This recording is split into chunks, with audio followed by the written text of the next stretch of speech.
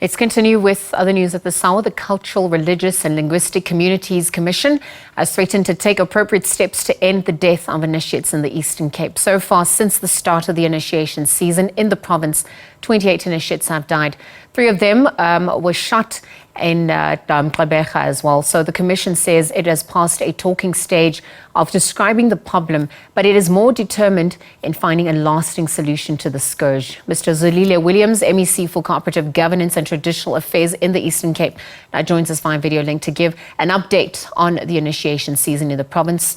MEC, good afternoon, and thank you for your time with us here on the SABC at this hour. Good afternoon. At this point, perhaps as we speak, give us the latest figures, the updates on the initiation season in the Eastern Cape. What are you observing? The updated figures is now 30 initiates that have passed on. And some of the reasons for the death of initiates relate to septicemia and dehydration. Some have defaulted on their medication like ARVs and treatment for epilepsy. And in other cases, we've realized that initiates have reported having diarrhea, but traditional nurses and parents have taken too long to act on that diarrhea. And some of the problems relate to the escalation of assault of initiates and the criminality where initiates are being attacked in their traditional huts and killed. And those are some of the reasons for the death of initiates. But this is quite shocking to us because we've engaged on a vigorous campaign to educate traditional nurses, families and communities about the do's and don'ts during the summer season of traditional initiation. But the problem seems to be that communities still want to continue with business as usual and not adhering to legislation. And this has consequences that we are seeing now where kids are dying in large numbers.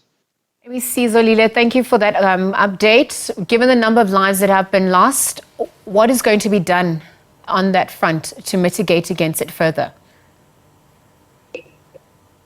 For all these cases of deaths, the police have already arrested about 58 suspects, of which 3 has already been charged and they are in prison.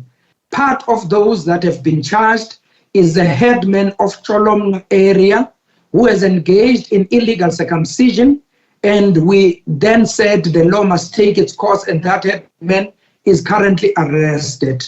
And we would rightly request communities to still continue to practice proper procedures during traditional circumcision. Let kids drink water and let families ensure that they support the kids during traditional circumcision. We visited about 3 areas today, and on our visit there we found that there was nobody in some of those areas to watch the kids and support them during traditional circumcision. We have to make interventions on our arrival to try and help the initiates there.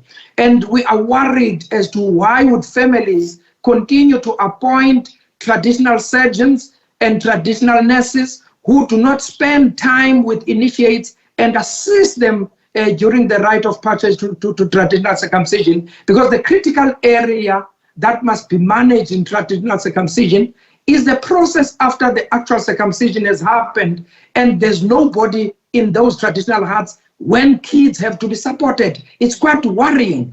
Well, absolutely. And so speaking about the interventions, perhaps you could just speak to that, given that 30 have now succumbed due to various factors. But what is going to be done to ensure that the initiation schools are safe and that there's no form of violence taking place as well? What we're doing now, we have indicated to our staff, both in the Department of Health and in the traditional House of Traditional Leaders, that there's no closure for us. And all the district monitoring forums must be where things are happening in traditional initiation schools, And police, we have given clear instructions, and the NPA, to say all defaulters in terms of legislation must be arrested and be brought to book. We are worried in areas like Ngqamakhwe Hill that traditional leaders are not participating in monitoring the rite of passage of kids in those areas.